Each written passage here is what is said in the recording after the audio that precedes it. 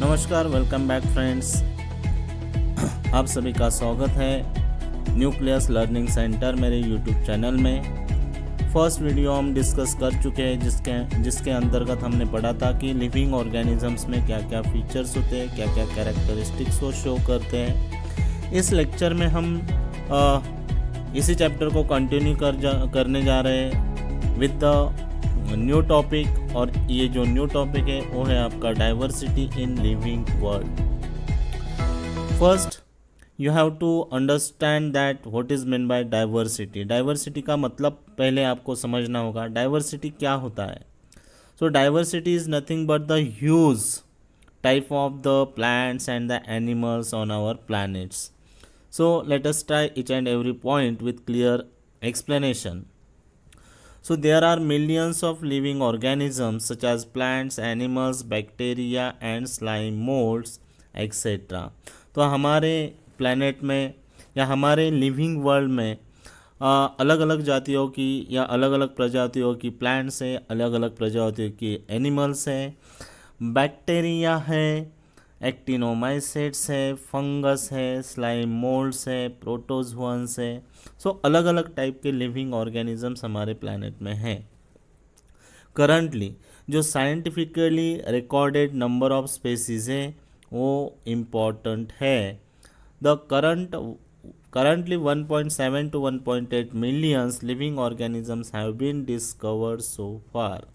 तो इनमें से scientifically recorded number of species है 1.7 to 1 millions.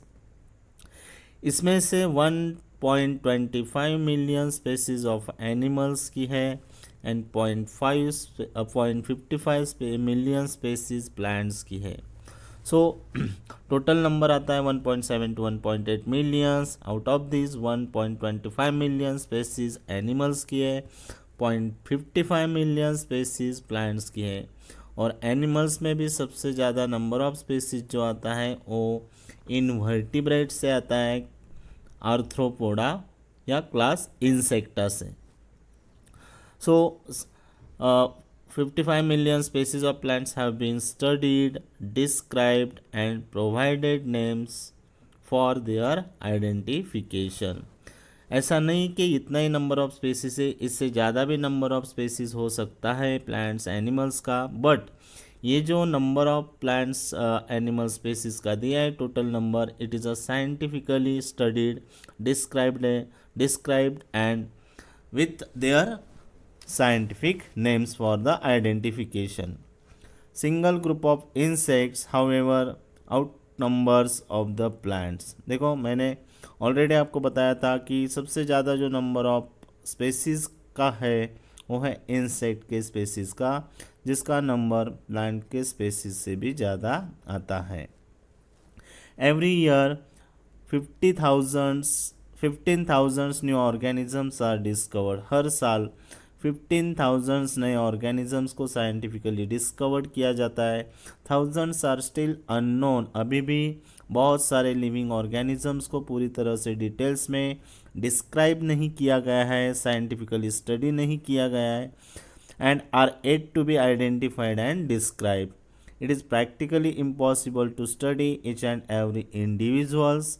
Also it is difficult to remember their names, characters and uses. So huge diversity is there and it is not possible to study each and every individuals. मतलब हर एक living organism का scientific study possible नहीं है।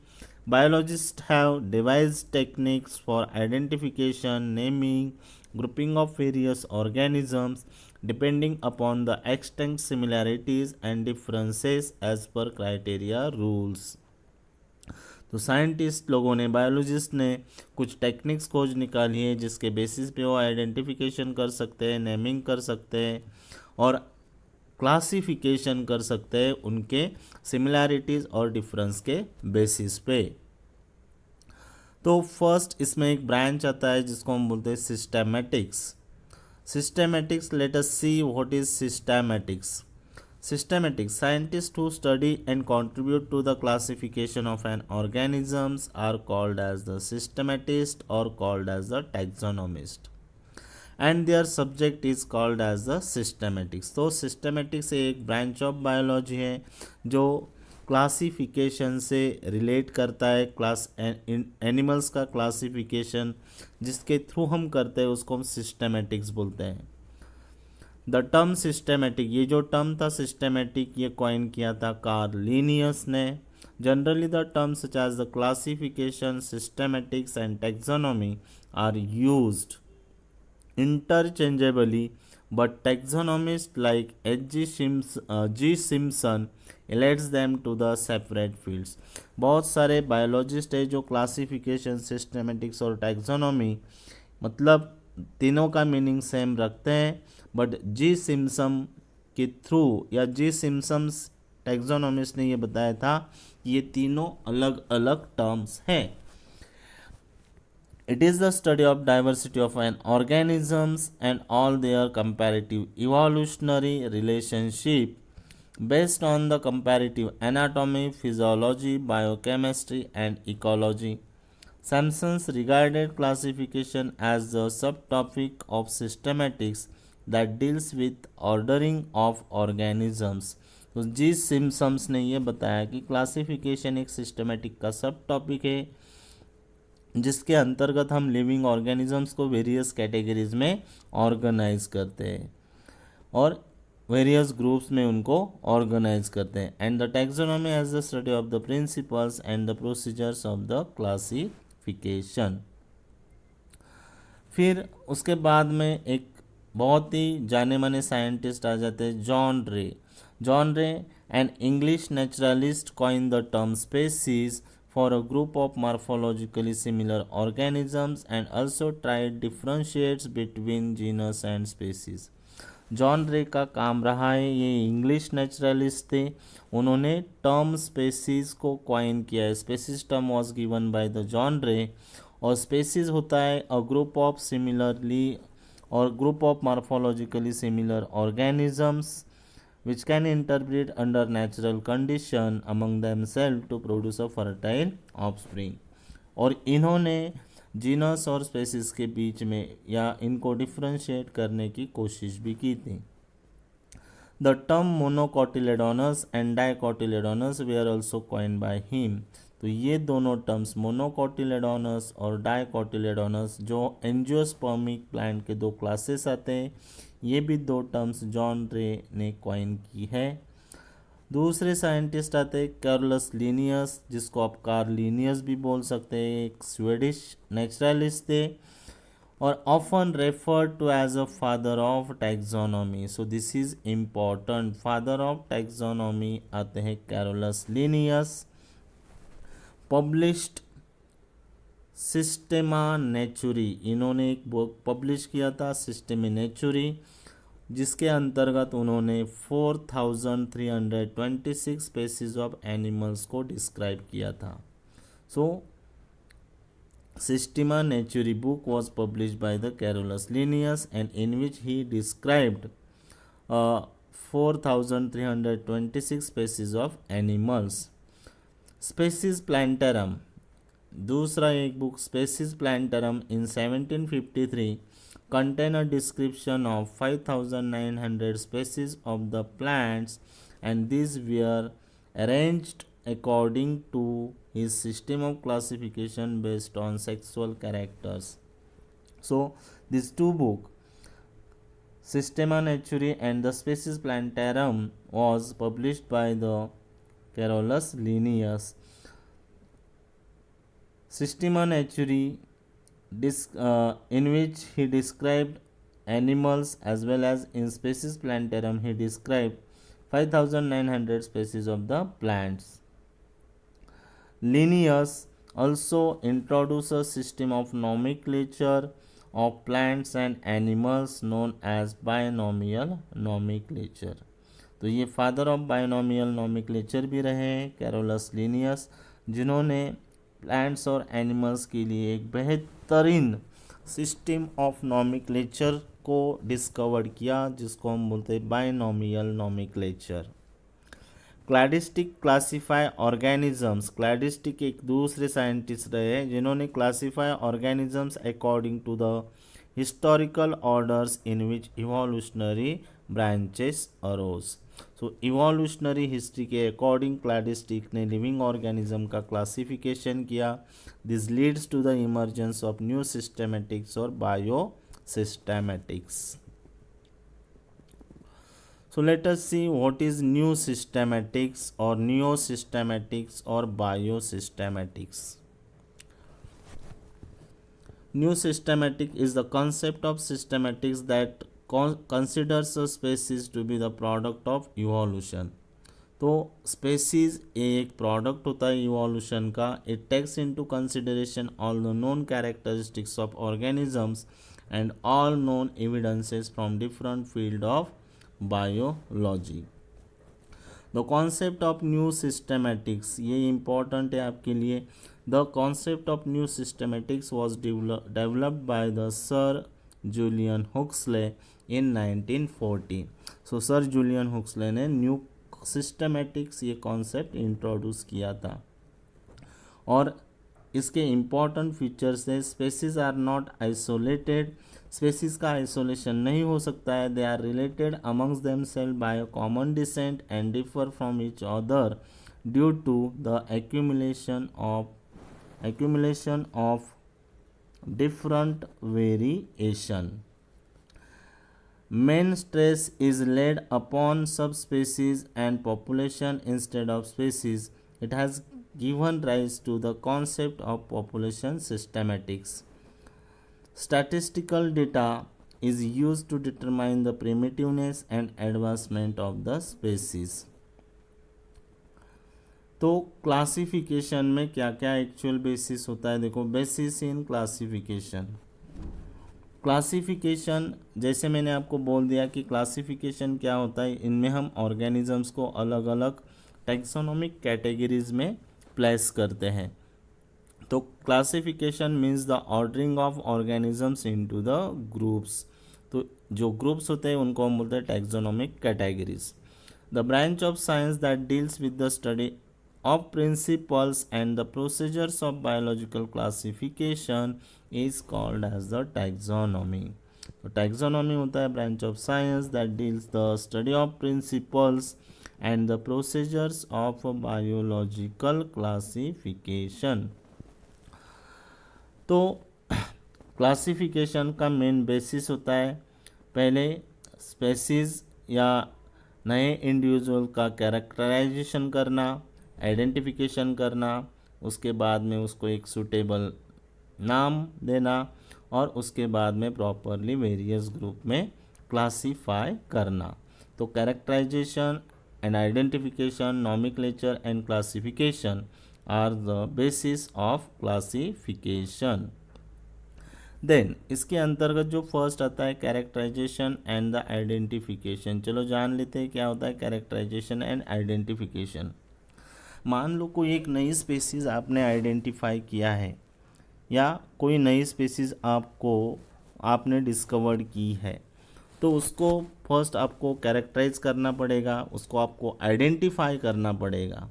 तो इसका identification, इसका characterisation आपको match करना पड़ेगा प्रीवियसली डिस्कवर्ड ऑर्गेनिज्म से. मतलब जो कि पहले कुछ ऐसे ग्रुप्स हैं एनिमल्स के और प्लांट्स के जो ऑलरेडी साइंटिफिकली स्टडीड है, उसके साथ न्यूली आइडेंटिफाइड ऑर्गेनिजम्स की कैरेक्टरिस्टिक्स आपको मैच करनी पड़ेगी. अगर किसी पर्टिकुलर ग्रुप से वो नए डिस्कवर्ड ऑर्गेनिजम्स कैरेक्टरिस्टिक्स मैच कर रहा है तो आप उसको उस ग्रुप में प्लेस कर सकते हो.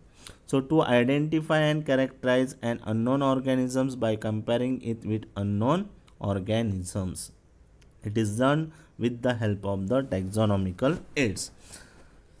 सेकेंड आता है आपका क्लासिफिकेशन. सेकेंड बेसिस है क्लासिफिकेशन. क्लासिफिकेशन होता है arrangement of an organisms into the various groups और categories on the basis of their affinities and relationship. Third आता है बेटा आपका नॉमेनक्लेचर. आइडेंटिफिकेशन के बाद में, क्लासिफिकेशन के बाद में आता है नॉमेनक्लेचर. तो नॉमेनक्लेचर होता है the method of giving names to the living beings या लिविंग ऑर्गेनिजम्स का नामकरण. ठीक है. two types of names are given to the organisms, that is the common name and the scientific names. तो classification में हमें साइंटिफिक नेम की ज़रूरत होती है, कॉमन नेम की ज़रूरत नहीं होती है। ये हम आगे पढ़ेंगे, कॉमन नेम क्यों नहीं यूज़ करते, साइंटिफिक नेम को क्यों प्रेफर किया जाता है। सो फर्स्ट इसमें आता है आपका कॉमन नेम। कॉमन नेम को हम बोलते हैं बेटा vernacular names, vernaculars name. So let us see what are the common names और vernacular names. Naming of an organisms has been started with the appearance of language in the human civilization. जैसे language का मतलब जैसे human civilisation हुआ, अलग अलग languages की पहचान बनी, तभी से ये लिविंग ऑर्गेनिजम्स का नेमिंग स्टार्ट हो गया था। Common names are the local names which are given to the animals and the plants in a particular language and region of the world by local person. तो common name क्या होता है, किसी particular reason में किसी particular plant या animal को आप आपके लोकल लैंग्वेज में नाम दे सकते हो, जिसको आप बोलते हैं कॉमन नेम। तो कॉमन नेम की वजह से क्या हो जाएगा, बहुत सारे ऐसे मतलब region to region language change हो जाती है, और लैंग्वेज चेंज हो जाने की वजह से उस पर्टिकुलर प्लांट्स या एनिमल्स का नाम भी, लोकल नाम भी चेंज हो जाएगा। तो एक ही एनिमल या एक ही प्लांट को बहुत सारे लोकल नेम्स या कॉमन नेम्स होने की पॉसिबिलिटीज़ हो सकती है। So this local names are based on some peculiarities of the organisms. कुछ ऑर्गेनिजम्स के फीचर्स पर ये लोकल नेम्स डिपेंड करेंगे। This are usually single words names and are hence uninomial. एक ही नाम होता है इनमें, तो इनको हम यूनिनोमियल बोल सकते हो। These are brief and easy to pronounce and remember by the residents of an area। किसी पर्टिकुलर एरिया में ये नाम रखा गया है, ये नाम बहुत इजी होते हैं, then they are very small, brief, एक ही नाम होता है, यूनिनोमियल, और it is very easy to remember forever. These names cannot be used by biologists due to the following reason। Biologist को ये नाम एक्सेप्टेबल नहीं है, ये नाम यूटिलाइज नहीं होता है क्लासिफिकेशन में। क्या क्या इनके कारण हो सकते हैं, क्या रीज़न से why this names are not accepted in a classification. तो फर्स्ट आता है common names differs from region to region. बस जैसे मैंने आपको बोल दिया, क्योंकि region to region language change हो जाएगी, तो लैंग्वेज टू लैंग्वेज ये कॉमन नेम भी चेंज हो जाएगा। सेकेंड आता है आपका an organisms may have several names in a given language. एक ही ऑर्गेनिजम्स को अलग अलग नाम से पुकारा जा सकता है।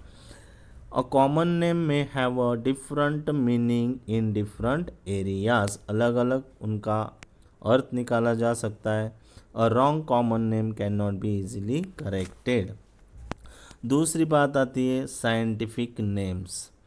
Scientific names, organisms must have a scientific names which is accepted all over the world।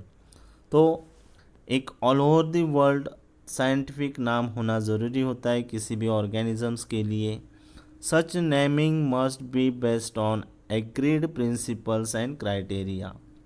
तो एक जो इंटरनेशनल यूनियन जो होता है नॉमिक्लेचर का, या इंटरनेशनल जो कोड होता है नॉमिक्लेचर का, ये नॉमिक्लेचर या इंटरनेशनल कोड के कुछ रूल्स होते हैं या कुछ क्राइटेरिया होते हैं, कुछ प्रिंसिपल्स होते हैं, उसके अकॉर्डिंग साइंटिफिक नेमिंग किया जाता है।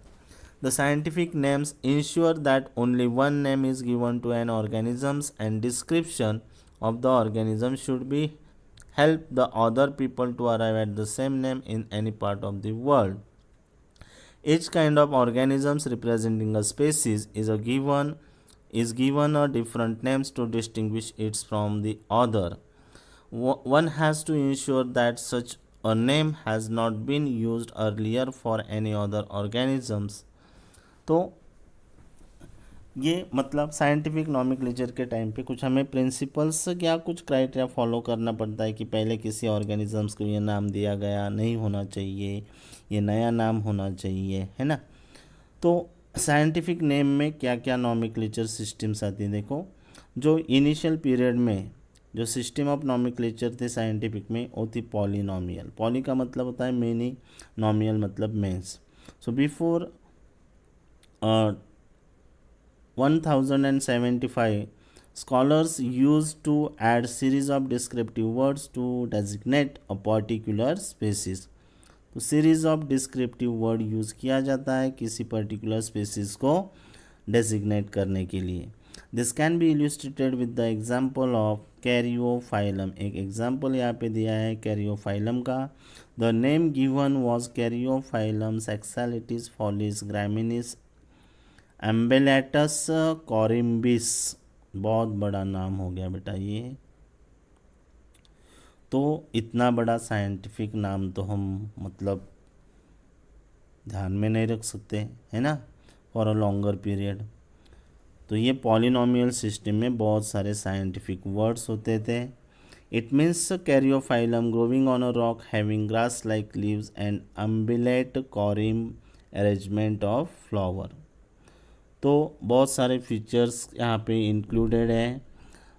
हैबिटेट ग्रोविंग ऑन रॉक, उसके बाद में लीव्स ग्रास लाइक लीव्स, और फिर फ्लावर इनफ्लोरेंसेस किस टाइप का होता है, एम्बिलेट कॉरिम.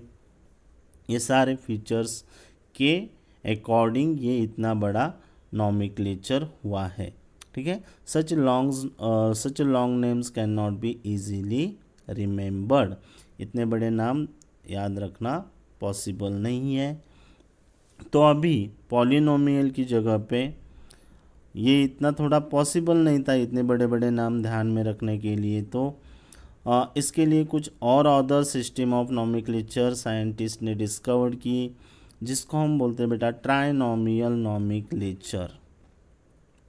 ट्राइनोमियल नॉमेनक्लेचर में 3 नाम होंगे. देखो, तो फर्स्ट एक्चुअली साइंटिफिक नॉमेनक्लेचर जो है binomial nomenclature. Binomial nomenclature system ये जो है नॉमेनक्लेचर की that was given by the Carolus Linnaeus. Species plantarum ये बुक ने ये मतलब इंट्रोड्यूस किया था ये बायनोमियल नॉमेनक्लेचर का सिस्टम इन 1753 में, जिसमें हर एक लिविंग ऑर्गेनिजम्स को 2 साइंटिफिक नाम्स होते हैं, जीनस और स्पेसिस. तो कॉमन जो साइंटिफिक नॉमेनक्लेचर सिस्टम है वो है आपकी binomial nomenclature. But trinomial nomenclature system का भी यूज़ होता है कभी कभी. कब? Occasionally the word are also used for naming an organism, especially the animals. 3 words, 3 शब्दों का उपयोग होता है ट्राइनोमियल नॉमेनक्लेचर सिस्टम में, और बायनोमियल में 2 शब्दों का उपयोग होता है. सो ये थर्ड वर्ड जो आता है एक्चुअली बायनोमियल ऑलरेडी एक होता है जीनस, फर्स्ट होता है जीनस और आपका सेकेंड होता है स्पेसिस. ठीक है, जीनस और स्पेसिस. बट थर्ड जो यहाँ पे वर्ड आ जाता है ट्राइनोमियल में वो आता है आपका सब स्पेसिस. तो दिस इंक्लूड्स जेनेरिक नाम होता है, स्पेसिफिक और subspecific epithets. For example the modern man is called as Homo sapiens sapiens. देखो, होमो सैपियंस ये बायनोमियल, तीसरा यहाँ पे सब स्पेसिस लिया सैपियंस. तो ये होमो सैपियंस सैपियन एग्जाम्पल हो गया ट्राइनोमियल नॉमेनक्लेचर. अदर एग्जाम्पल्स है गोरिला, एक्यासिया, नाइलोटिका इंडिका. ये भी एक एग्जाम्पल हो गया ट्राइनोमियल नॉमेनक्लेचर सिस्टम का. तो पॉलिनोमियल हमने फर्स्ट पढ़ा, जिसमें बहुत सारे साइंटिफिक नाम होते हैं और जो इतने मतलब ध्यान में रखना पॉसिबल नहीं होता. ट्राइनोमियल में ऑलरेडी जो 2 प्रेजेंट होते हैं जीनस और स्पेसिस, उसके स्पेसिस का सब स्पेसिस यहाँ पे ऐड किया जाता है और सिस्टम ऑफ नॉमेनक्लेचर बन जाती है ट्राइनोमियल नॉमेनक्लेचर सिस्टम. अभी सबसे इम्पॉर्टेंट जो बात है जो मैंने अभी बोली कि बायनोमियल नॉमेनक्लेचर सिस्टम, ये जो सिस्टम ऑफ नॉमेनक्लेचर है ये दिया था कैरोलस लिनियस ने. और बायनोमियल नॉमेनक्लेचर सिस्टम को के थ्रू किसी लिविंग ऑर्गेनिजम्स का नॉमेनक्लेचर करने के लिए हमें कुछ प्रिंसिपल्स, कुछ क्राइटेरिया, कुछ रूल्स फॉलो करने पड़ते हैं. वो क्या रूल्स होते हैं देखो. First, so names are generally in Latin and the italics, written in italics. Latinized names, so these names are the Latinized names and they are written in italics. If Latin version is not available, then mans are Latinized. इसमें binomial nomenclature system consist of genus and the specific epithets. Genus और species ये दो epithets binomial nomenclature system में होते हैं. Name of genus always start with capital letter, while the name of species start with a small letter. So first name in binomial nomenclature is species, and it should be start with capital letter, and after that the specific names comes, which should be write its first alphabet should be write in a small letter. If names are handwritten, names of genus and names of species should be separately underlined. For example मैं आपको यहाँ पे एक example बताता हूँ कि मान लो यहाँ पे मैंने लिखा एग्ज़ाम्पल मैंगो का, मैंजीफेरा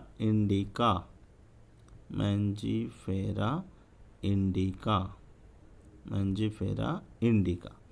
तो when they are in hand written और when they are written by free hand, they should be underline separately. देखो यहाँ पे फर्स्ट जो वर्ड लिखा है मैंने वो आता है स्पेसिफिक नेम, और सेकंड जो वर्ड लिखा है यहाँ पे ये इंडिका, ये आता है आपका specific name. First generic name आता है और सेकंड आता है आपका स्पेसिफिक नेम, और दोनों को भी सेपरेटली मैंने अंडरलाइन कर दिया है. ये मैंजीफेरा का एम जो होगा ये यम कैपिटल होना चाहिए. ये इंडिका का जो फर्स्ट अल्फ़ाबेट है वो स्मॉल होना चाहिए, और दोनों को सेपरेटली अंडरलाइन करना चाहिए. ठीक है. So the names are handwritten. Name of genus and name of species should be separately underline. ठीक है. उसके बाद में the names of author comes after the names of species, generally written in abbreviated forms in Roman. ये यहाँ पे मैंने suppose example Mangifera indica लिख दिया मैंने यहाँ पे, मैंजीफेरा इंडिका, और जिस साइंटिस्ट ने ये नेमिंग दिया है वो अपना खुद का नाम स्पेसिफिक वर्ड के बाद में एब्रीवेटेड फॉर्म में लिख सकते हो. फॉर एग्जाम्पल ये मैंने यहाँ पे लिख दिया, देखो मैंजीफेरा इंडिका लिन का मतलब होता है लीनियस. तो लीनियस ऑथर है जिन्होंने ये मैंगो प्लांट का साइंटिफिक नॉमेनक्लेचर किया है. ठीक है.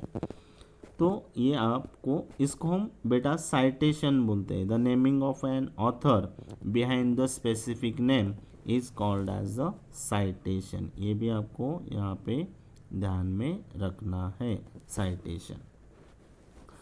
Binomial along with the name of author is referred as binomial epithets. Maximum and minimum number of alphabets in genus and species is from 12 to 13. Minimum 3 और ज़्यादा से ज़्यादा 12 अल्फ़ाबेट्स हर एक और नाम में होने चाहिए. जीनस में कम से कम 3, ज़्यादा से ज़्यादा 12, स्पेसिस में भी कम से कम 3, ज़्यादा से ज़्यादा 12 नाम होने चाहिए. 3 से कम नहीं और 12 से ज़्यादा नहीं. If names of species consist of 2 words, then 2 words are joined by putting hyphen between the 2 words. If name of species consist of 2 words, कि फॉर एग्जांपल देखो हाइफेंस 2 वर्ड के बीच में एक डैश लाइक स्ट्रक्चर यहाँ पे डाल दिया है. रोजा साइनेंसिस ये एक स्पेसिस है जिसके 2 नाम से, रोजा साइनेंसिस चाइना रोज, और जीनस आ गया आपका हिबिस्कस. और कुछ रूल्स देखते हैं. Principles of priorities followed. The first valid published name is accepted as binomial and rest are considered as synonyms. So synonyms क्या होता है, तो एक ही स्पेसिस, सपोज एक ही एनिमल्स सपोज अलग अलग वेरियस साइंटिफिक बाइनोमियल नॉमिक्लेचर के अंतर्गत अगर उसका नॉमिक्लेचर होता है तो the name which comes first is valid, जिसको एक्सेप्ट किया जाता है, और बाकी के जो नाम्स होते हैं उनको फिर हम क्या बोलते हैं, सिनोनिम्स। ठीक है। सिनोनिम्स के बाद में और एक टर्म्स आपको यहाँ पे ध्यान में रखने, टॉटोनिम्स। टॉटोनिम्स क्या होता है? Tautonyms when names of genus and species are same, मतलब when generic and specific name both names are same then they are called as the tautonyms. For example मैं यहाँ पे लिखता हूँ इंडियन कोबरा का जो है नाजा नाजा नाजा नाजा, देखो ये है जेनेरिक नेम और स्पेसिफिक नेम, नाजा नाजा। दोनों भी नाम जेनेरिक नेम और स्पेसिफिक नेम दोनों भी सेम है, तो इसको हम क्या बोलेंगे बेटा, टॉटोनिम्स। ठीक है। दूसरा आता है फिर Rattus Rattus Rattus Rattus Rattus Rattus, यहाँ पे भी जेनेरिक और स्पेसिफिक नेम दोनों भी सेम है। तो these are the examples of the tautonyms. और दोनों जेनेरिक और स्पेसिफिक नेम एनिमल्स में सेम हो सकते हैं, बट सभी एनिमल्स में ऐसा नहीं हो सकता। तो यहाँ पे इन tautonyms are valid only in animals where they are not accepted in ICBN। ICBN मतलब होता है international code for botanical nomenclature, मतलब प्लांट के जो जेनेरिक और स्पेसिफिक नेम होंगे वो कभी सेम नहीं होंगे।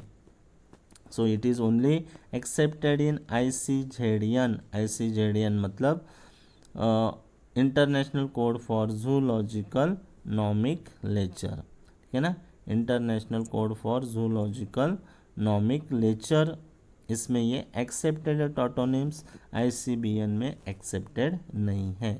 यहाँ पे मैलूस मैलूस ये गलत है, ऐसा नहीं हो सकता है। एप्पल प्लांट में हम दो नाम कभी सेम नहीं रख सकते, बट रैट में रैटस रैटस ये एनिमल है तो इसमें ये टॉटोनिम्स हो सकता है। फिर आता है बेटा टॉटोनिम्स के बाद में आपका homonyms. Homonyms are illegitimate, that is a single name is given to a different organisms. Example Pinus dulce, Prunus dulce, almond, plum.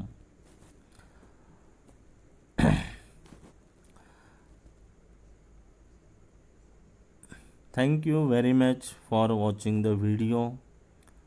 I request you all please like the video, subscribe the channel and share the video. Thank you very much.